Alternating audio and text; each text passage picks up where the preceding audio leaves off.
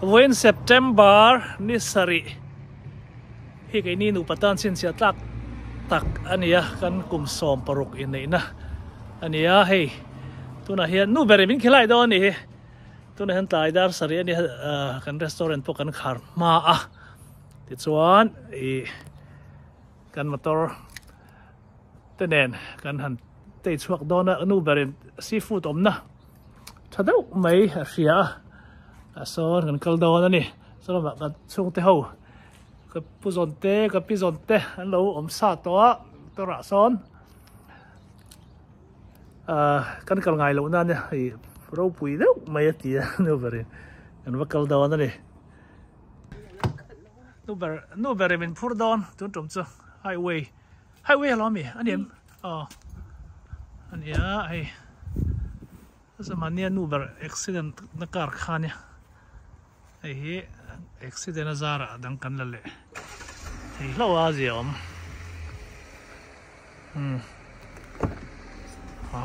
heiเราชวนที่แบงค์เจ้าเราก็รู้เรื่องใครบอกกันpassenger thấy paisa phiกันคนang kha paisa phiกันคนang khoi bo cái chú kia đang cái bê tông paisa này cái nào bê tông nha kia đang cái phết to nè anh chui xuất tiền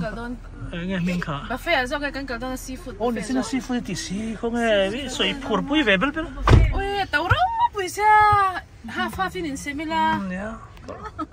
half kan wai khat kal ve na tur ania ti lon ta phaw kan lam ang thu chuan cái mà address frame cái này này tra kan garage spot so skill zo rang mai chuanin okay hetan umi sushi han kalang hen umi sushi and seafood buffet ani chu man chat ni sa ting po ten pakata som thuma tanga som in ka lak tam dana zer in ka salo an ve kan tur nya me pakhat som nga lo tiang ti lo xong thu thì chú chúng nó phần mà mẹ phần mà có phải gì thì mà đi đủ lắc thì được na niệm chứ anh xin là kan lak dana zer te pon yang cha seafood tenga ma thatu zual de te mo ni chen som nga te pon ni ma na kan sira nga i chaching te kan keng lo mi mar chaching te keng le lo mi là bị thong khăng là cái mà ai bị thong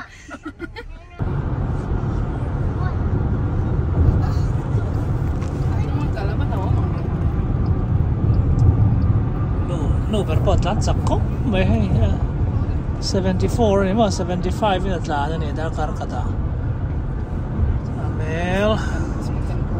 mel som di vela tan do ni mo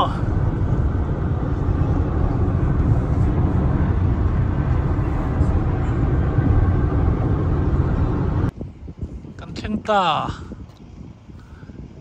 hian kan lut do ni phải làm nghe luôn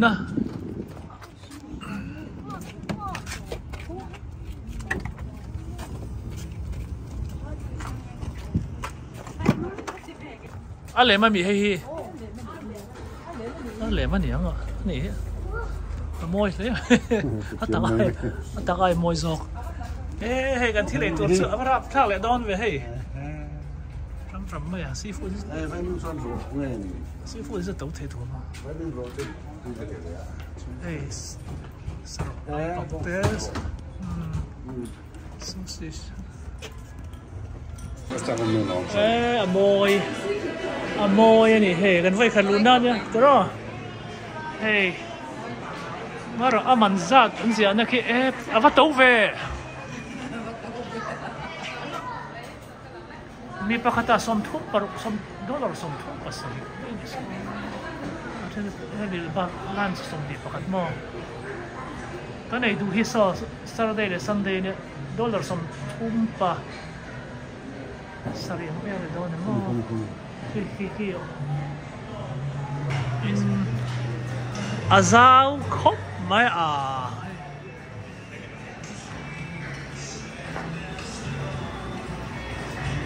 em tên nghe thì lo mà hệ seafood rất cho niệm mò đã môi khóc mày hệ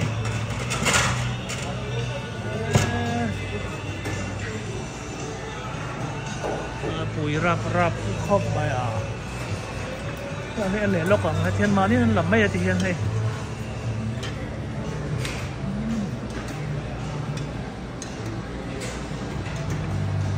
sushi bèo tên này hay chứ buffet phang ấy ăn khan đi đâu hay chứ mà rồi seafood là ngày đầu tiên xuân lệ Salam agad sum kapuzonte pizonte alak thành hal mo okay hey le hey in du song wa wan ni du song ha keng wala ro ko pu lia nan yo hey khap khat chắc ai liền lom ko mai bác sống để chân về ăn thả đôi xía cả cái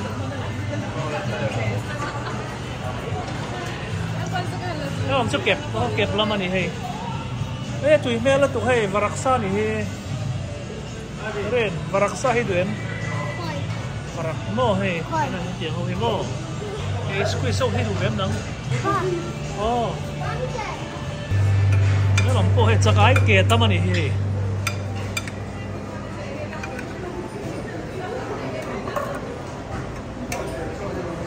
hay là mà chắc ai hôm hay nó có rồi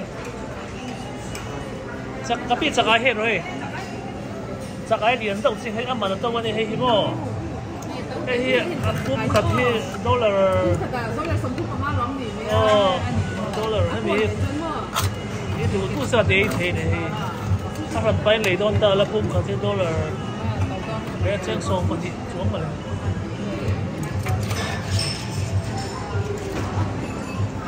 số tiền nó sẽ giải nòng hoa là gì số giải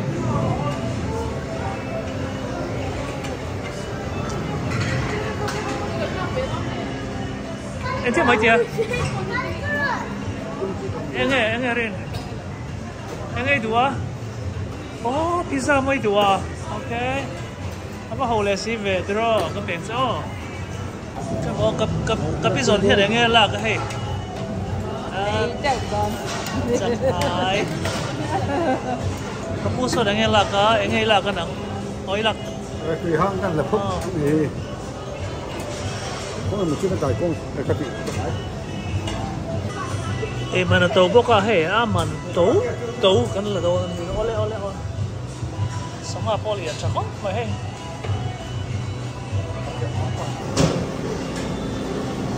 hey Beramsa to mani hebo ya hey steak ya hey salmon ani hey red shrimp cái tiếng hậu hi grill tiệtตัวเรื่องการกันว่าเป็นมาเนี่ยมีโลโรสเทียมมีโลกริลสักมาโซลามาซอนฮอตพอตละหมอมันอะไรกันไอเหลี่ยมไอพัวเซนซอนพอตั้งฮะ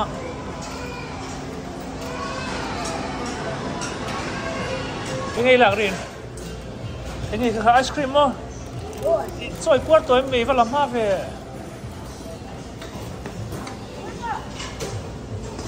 ดิฉันไอตัวตุยนายดอนครบไม่ให้มันสมมติอย่างไรครบพ่อเนี่ยให้ไม่ช่วงใครเยอะก็ตอมก็มีมั้งแต่ที่ไหนดอนเนี่ยมันจะไหนฮะใครรู้ล่ะนี่ก็เป็นอะไรอ่ะนู่นแบบพวกหมกบังอะไรมั้งให้เฮ้ยอ่ะเหมือนไม่ใช่หรอพวกไอ้ไม่มั้งยังไงก็สังหารจะทั้งเลยซื้อฝุ่นเนี่ยมันจะได้พวกสังหารปะกันแซลมอนไอ้ตัวที่ตุยดอนเนี่ยให้varaksa ne mo varaksa ne de chuan pa sangha hei chila kala to kala non le ne atui khop mai sangha lian deuh ha ne mo so ka pute ka pite po in hot pot khe nge soup chu em mi mo ka thế rồi nghe thang cút pa nghe thang cút mà đi xa đủ lúc phân lá ai thang không o sa kham em la u la hei jaga he lia da Aku tanya pada asal kau. Saya orang belum kopi yang mana. Ala biar nong kamu oke kau tak yang lain deh.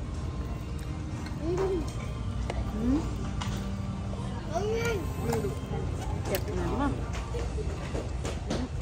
Papi suy nghe là cả.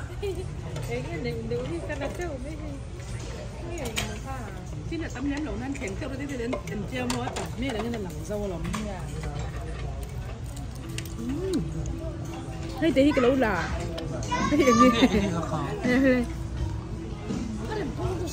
kẹp cái đất tỏ mấy kẹp lá chỉ tăng ôm mà.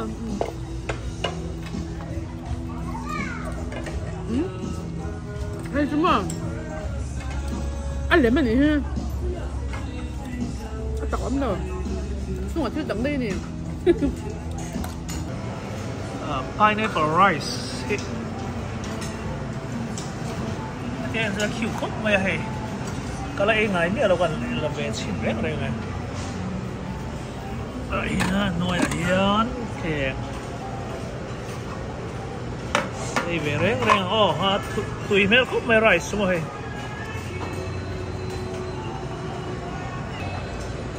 Ê út trăng khá để hề mà hề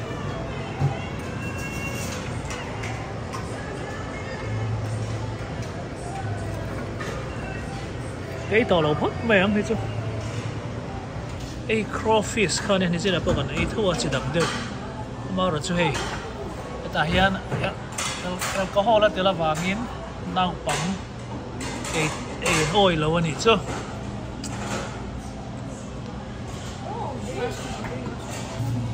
anh chàng còn hết liền không về hay cái giống quý ai liền đó này hay chứ mà kan là về rét rồi anh hay cái ngày lâu kan hay về rét rồi tiếng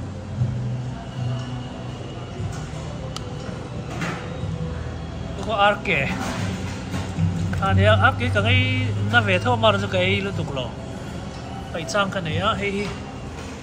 hay Arab có mà rằng không về chân cái tan xuân ấy ngày đầu tan xuân mà là chơi chân xuân là tỷ về thì biết thôi mấy octopus cái này có hết chèn col hay chèn col hết thế học hiện tuần hè cái đầu xuân buổi thằng mấy đầu đó thì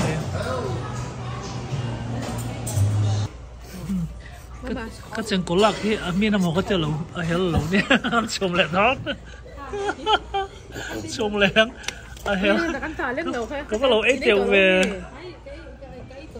anh xem sẽ bên phần đá lá tháng à hay ta khát tới lắm có bên đá đỏ sủi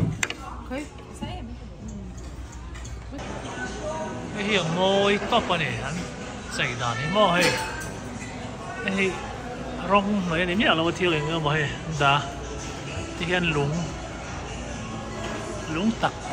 hay tăng bằng hạt thiên cô rồi cho rong chi